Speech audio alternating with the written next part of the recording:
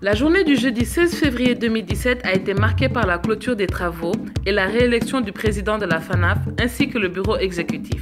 Je voudrais tout d'abord vous remercier pour cette opportunité et remercier les membres qui nous ont renouvelé leur confiance. Pendant 3 ans, nous avons été à leur service. J'ai la conscience que certaines choses ont été faites.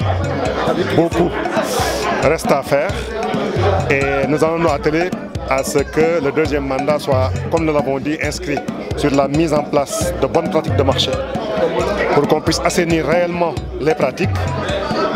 Premier pas est gage du développement du secteur. Le deuxième, ce sera la promotion des assurances obligatoires et l'exploration de nouvelles niches porteuses. À cet effet, je suis persuadé que les membres qui nous ont renouvelé nos confiance et que nous remercions continueront à nous soutenir pour que nous puissions mener ces combats-là.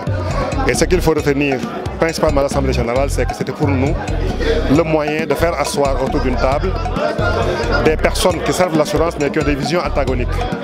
Il s'agit des régulateurs, il s'agit des assureurs.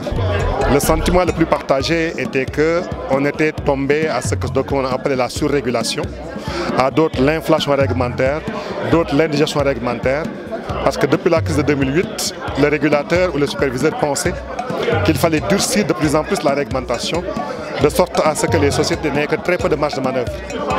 Ce comportement, cette vision très réductrice de la régulation n'est pas porteuse de développement et était de nature à créer des difficultés aux sociétés qui avaient d'autres défis opérationnels.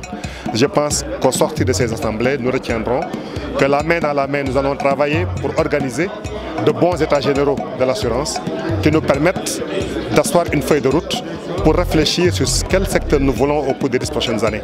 Et je pense qu'il faut retenir quelque chose de ces assises, c'est vraiment ça qu'il faut retenir.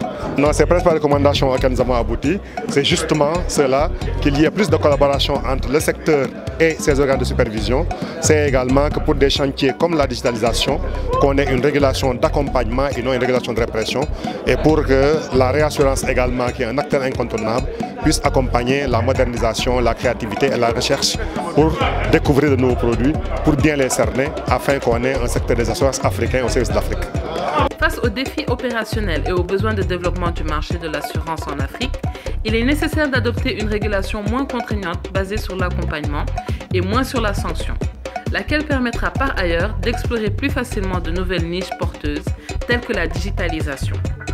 La 41e Assemblée générale annuelle aura permis dans l'ensemble de dégager une feuille de route pour le secteur des assurances en Afrique pour les 10 prochaines années. C'est encore une fois sur une note panafricaine, avec un dîner de gala et un spectacle haut en couleur que s'est clos la 41e Assemblée générale annuelle de la FANAF à Marrakech, au Maroc.